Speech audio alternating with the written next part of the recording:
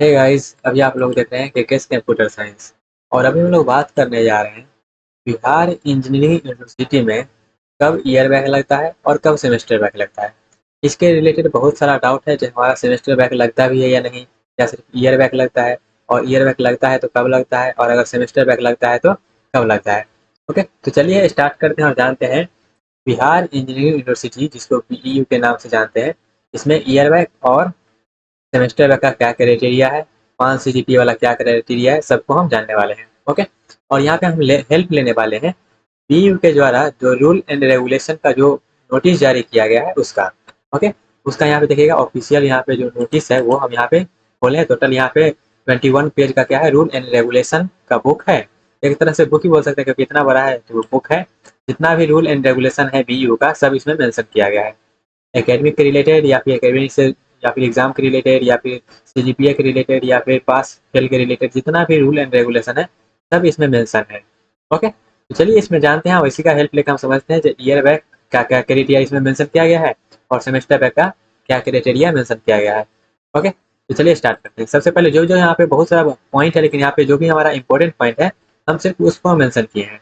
Okay, तो सबसे पहला जो हमारा इंपॉर्टेंट पॉइंट है, क्या आई थिंक आपको थोड़ा सा विजिबल होगा क्या, सेमेस्टर पंजीकरण 75% उपस्थिति का अनुपात, मतलब यहाँ पे 75% जो क्राइटेरिया है attendance criteria exam form fill करने के लिए, यहाँ पे ये मेंशन किया गया है। यहाँ पे अगर मान लेते हैं आपके कॉलेज में 75% अटेंडेंस नहीं पूरा रहा है, तब वहाँ पे आपका एक्स्ट्रा क्लास लेकर इसको पुराया जाता है। तो ये क्राइटेरिया है जो 75% अगर नहीं पूरा हुआ है अटेंडेंस, तो वहाँ पे आपका एग्जाम फॉर्म फिल करने नहीं दिया जा सकता, ये रूल में मेंशन किया गया है। ओके, इसलिए एक्स्ट्रा क्लास लेके कॉलेज वाले उसको 75% क्राइटेरिया को फुलफिल करते हैं। ओके, ये पहला रूल है इसमें। उसके बाद लेकिन हमारा जो मेन रूल है वो है सेमेस्टर बैक और ईयर बैक से रिलेटेड। तो यहाँ पे चलिए हम डायरेक्ट उसी पे चलते हैं और यहाँ पे हम यहाँ पे हाईलाइट किए हुए उसको समझते हैं। लेकिन इसमें आपका जितना भी रिलेटेड डाउट होगा सेमेस्टर के रिलेटेड, यूनिवर्सिटी के रिलेटेड, सब यहाँ पे इसमें मेंशन किया गया है। तो आप इस बुक को प्रीफर भी कर सकते हैं।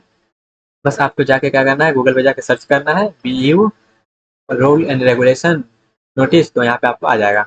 ओके, तो यहाँ पे चलिए जो हमें हाईलाइट करके रखे हुए हैं देखिएगा। सबसे पहला पॉइंट क्या है, secure pass.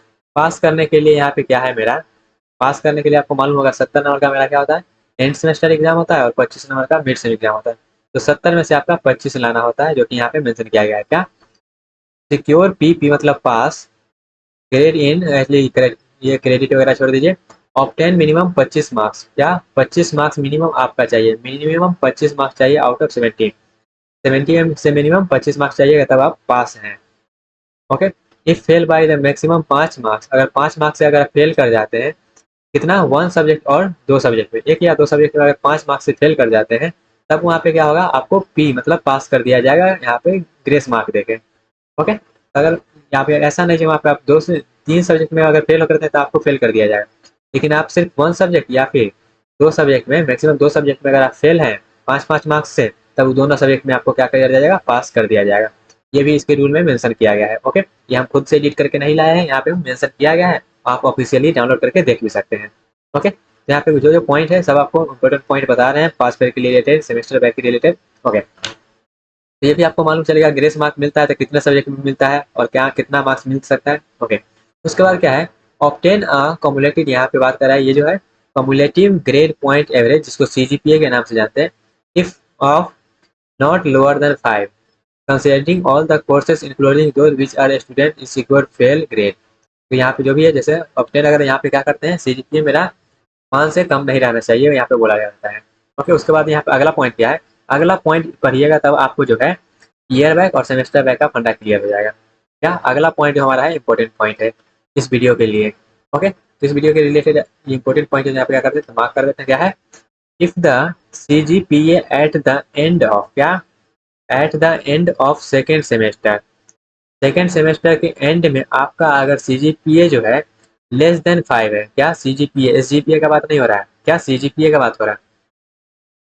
If the CGPA at the end of second semester is less than 5, the student will be not allowed to register in third semester. Yeah, not allowed in register to third semester and resume in the following year along with the next batch। अब वो क्या होगा, next batch के लिए वो के साथ उसके आएगा। ओके, तो यहाँ पे आपको सेमेस्टर यहाँ पे क्लियर हुआ जो हमारा ईयर बैक कब लगता है।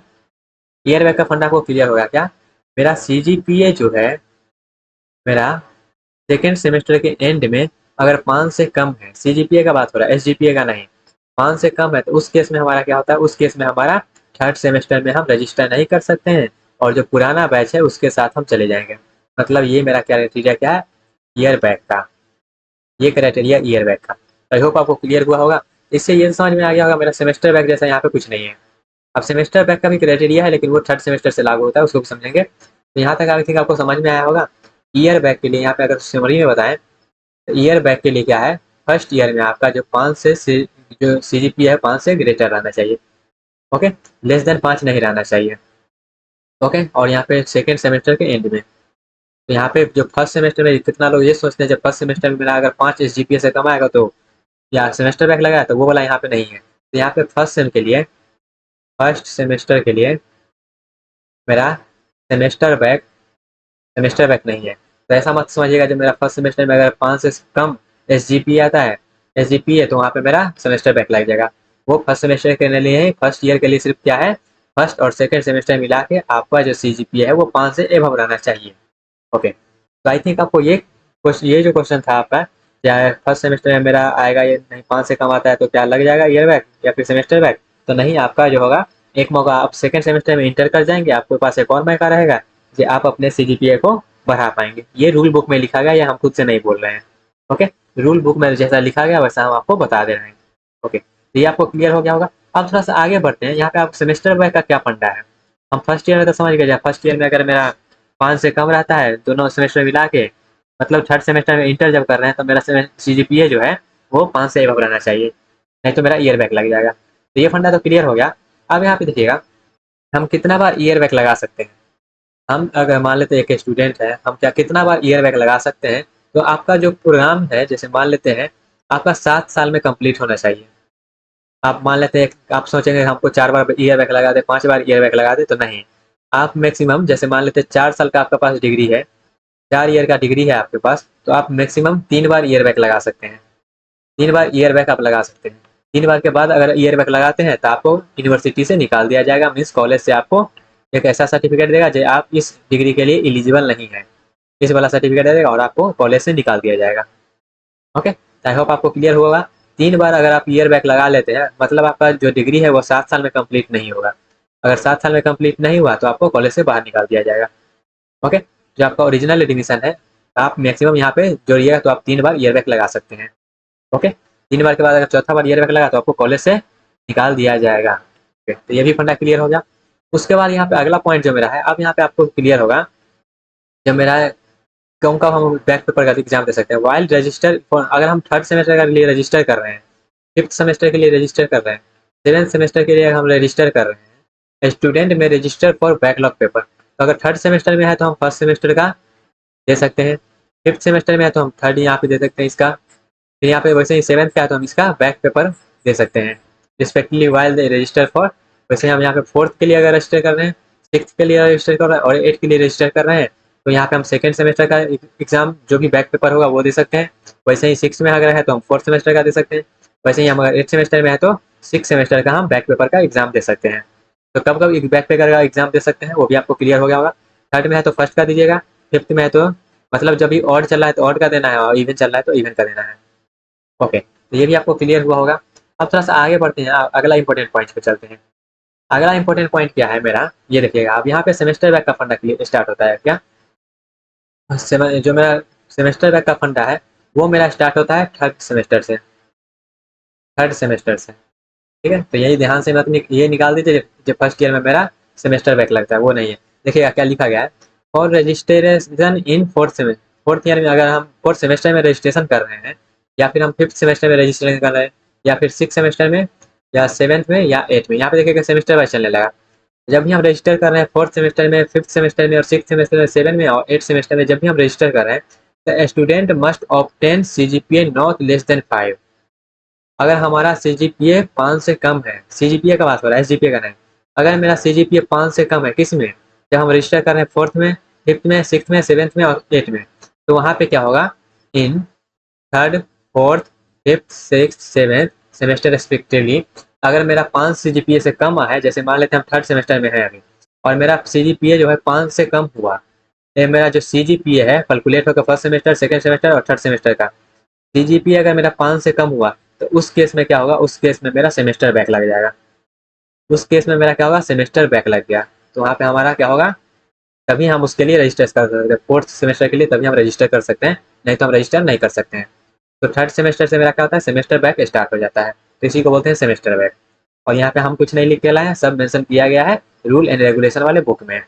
ओके, तो उसके बाद क्या है, if a student score SGPA below 6 in 2 consecutive first semester exam. अगर मान लेते हैं आप कहिएगा क्या, जब हम फर्स्ट सेमेस्टर में है अभी एक बार बैक लगा के हम फिर से आ गए इसमें, तो जब भी आप मान लेते हैं फर्स्ट सेमेस्टर का एग्जाम आप 2 बार दे रहे हैं, और यहाँ पे क्या लिखा गया, SGPA बिलो 6 इन 2 कंसेक्यूटिव फर्स्ट सेमेस्टर एग्जाम, लगातार 2 फर्स्ट सेमेस्टर के एग्जाम में अगर आप SGPA जो है 6 से कम लाते हैं तो आपको जो है जो इंस्टीट्यूट से निकाल दिया जाएगा, कॉलेज से आपको हटा दिया जाएगा। तो अगर मान लेते हैं आप ईयर बैक लगा रहे हैं, तब भी आपके पास वहाँ पे क्या है, तभी वहाँ पे आपको 6 GPA से ज़्यादा ही लाना पड़ेगा। अगर लगातार 2 सेमेस्टर में अगर आपका SGPA 6 से कम रहा तो वहाँ पे आपका क्या होगा, तब वहाँ पे आपको कॉलेज से निकाल दिया जाएगा। ये रूल एंड रेगुलेशन वाले बुक में लिखा गया है। ओके, तो ये रूल एंड रेगुलेशन वाला आप निकाल के पढ़ भी सकते हैं, तो यहाँ पे बहुत सारा है, तो यहाँ पे क्या किया है, बस आपको शॉर्टकट में जो भी यहाँ पे क्या बोलते हैं इसके रिलेटेड है वो भी बता रहे हैं। जैसे यहाँ पे देखिएगा क्या है, grade eight the end of first year के एंड में, मतलब सेकेंड सेमेस्टर के एंड में CGPA जो है मेरा 5 से ज़्यादा रहना चाहिए रजिस्टर करने के लिए थर्ड सेमेस्टर में। थर्ड सेमेस्टर में रजिस्टर करने के लिए मेरा CGPA जो है 5 से ज़्यादा रहना चाहिए, तब हम कहेंगे वो जो है कोर्स के लिए सुटेबल है। अगर मेरा 5 से कम है, लेस देन 5 है, तब हम कहेंगे तब मेरा जो वो है वो कोर्स के लिए सुटेबल नहीं है, तब वो क्या है, उस कोर्स के लिए सुटेबल नहीं है, ऐसे हम बोल सकते हैं, not be less than 5। For appearing semester examination must be attend minimum 75% का क्राइटेरिया है, ये तो ऑलरेडी हम समझ लिए हैं। ओके, ये भी समझ लीजिए जो एंड सेमेस्टर एग्जाम होता है वो 70 मार्क्स का होता है, और जो मिड सेमेस्टर होता है वो 30 मार्क्स का होता है। ओके, तो आई होप आपको सब कुछ क्लियर होगा। उसके बाद यहाँ पे देखिएगा मेरा निकालने के लिए SGPA निकालने का ये फॉर्मूला है, क्या SGPA निकालने का ये फॉर्मूला है, फॉर्मूला निकाल सकते हैं आपका यहाँ पे अगर यूज हो तो, और यहाँ पे CGPA कैलकुलेट करने का ये फॉर्मूला है। ओके, तो यहाँ पे फॉर्मूला भी मेंशन किया गया, आप निकाल सकते हैं आपका रिक्वायरमेंट हो तो, लेकिन मुझे नहीं लगता उतना रिक्वायरमेंट होता होगा आपको। ओके, उसके बाद यहाँ पे अगला मेरा क्या है, CGPA of higher, CGPA of how और higher in end semester exam, वहाँ पे रहेगा तो हम कहेंगे क्या, वो उस डिग्री के लिए एलिजिबल है, नहीं तो हम कहेंगे उस डिग्री के लिए वो एलिजिबल नहीं है। जो मेरा मिड सेमेस्टर होता है वो मेरा 30 मार्क्स का होता है, और एंड सेमेस्टर पेपर जो होता है वो 70 मार्क्स का होता है, जिसमें अटेंडेंस का 5 मार्क्स होता है, क्लास असाइनमेंट और टेस्ट का 5 मार्क्स होता है मिड सेमेस्टर के लिए, ठीक है। और यहाँ पे 20 नंबर का जो होता है वो थ्योरी पेपर होता है। ओके, उसका यहाँ पे देखिएगा इंटरनल जो इवेल्युएशन होता है वो 20 मार्क्स का होता है, अटेंडेंस 5 मार्क्स का होता है, जो मेरा क्या होता है प्रैक्टिकल वगैरह होता है ना उसके लिए, वाइवा जिसको बोलते हैं, इंटरनल वाइवा जो होता है 10 मार्क्स का होता है, क्लास परफॉर्मेंस यहाँ पे 5 नंबर का होता है। तो टोटल यहाँ पे आप गिनिएगा तो कितना आएगा टोटल यहाँ पे आपका, और यहाँ पे फॉर CPA मतलब यहाँ पे देखिएगा 40 मार्क्स का मेरा CPA होता है, every come will be multiply by 2 and semester exam 30 और 60 मार्क्स। ये सब कुछ है जो आपको ध्यान में रखना है, क्योंकि आप यहाँ पे एक चीज़ और, जैसे अगर आप मान लेते हैं आप ये बोलते हैं आपको कितना परसेंट में पास हो सकते हैं, तो पास होने के लिए यहाँ पे देखिएगा आपका जो है 35% है, अगर 100 में अगर आपको 35 नंबर है मिड सेमेस्टर और एंड सेमेस्टर मिला के, और एंड सेमेस्टर में ये है 70 में आपका 25 रहना ही चाहिए, 70 में जो है 25 रहना ही चाहिए, 70 में 25 आपका रहना चाहिए, 70 में 25 में रहना मस्ट है, और दोनों मिला के आपका 35% होना चाहिए एंड सेमेस्टर और मिड सेमेस्टर मिला के। ओके, तो ये भी थोड़ा सा आप ध्यान दीजिएगा, नहीं तो आपका जो है फेल होने का क्राइटेरिया बढ़ जाएगा। तो यहाँ पे देखिएगा rule and regarding conduct discipline भी दिया हुआ है, ये सब आप पढ़ सकते हैं, लेकिन हमारा जो भी है उसका हम समराइज मैंने आपको बताया डिस्कशन। तो मेरा जो है फर्स्ट ईयर में जो है वो फर्स्ट सेमेस्टर और एंड सेकेंड सेमेस्टर मिला के आपका जो है CGPA वो 5 से एबव रहना चाहिए, 5 से एबव रहना चाहिए, नहीं तो आपका ईयर बैक लग जाएगा। और जब आप थर्ड सेमेस्टर में आ जाते हैं तो वहाँ से मेरा हर एक सेमेस्टर में आपका 5 से एबव रहना चाहिए, हर एक सेमेस्टर में आपका 5 से एबव रहना चाहिए। यहाँ तक फर्स्ट सेमेस्टर और सेकंड सेमेस्टर में मिला के 5 से ज़्यादा रहना चाहिए, लेकिन यहाँ पे जो है हर एक सेमेस्टर में आपका 5 से ज़्यादा रहना चाहिए, नहीं तो आपका जो है वो सेमेस्टर बैक लग जाएगा। ओके, आई होप आपको समझ में आया, यहाँ पे हम जितना भी डिस्कशन किए हैं सेमेस्टर बैक और ईयर बैक के रिलेटेड, और आपको सब कुछ क्लियर हो गया होगा, जितना भी डाउट था वो सब क्लियर हो गया होगा आई होप। लेकिन फिर भी आपको कोई डाउट हो जाता है तो आप कमेंट बॉक्स में पूछ सकते हैं, वहाँ पे आपको रिप्लाई किया जाएगा। और ये बुक आप प्रिपेयर कर सकते हैं, और भी कोई जानकारी आपको लेना होगा रूल एंड रेगुलेशन से तो ओके। मिलते हैं आज अपने अगले सेशन में, तब तक के लिए बाबा tata take care and all the best.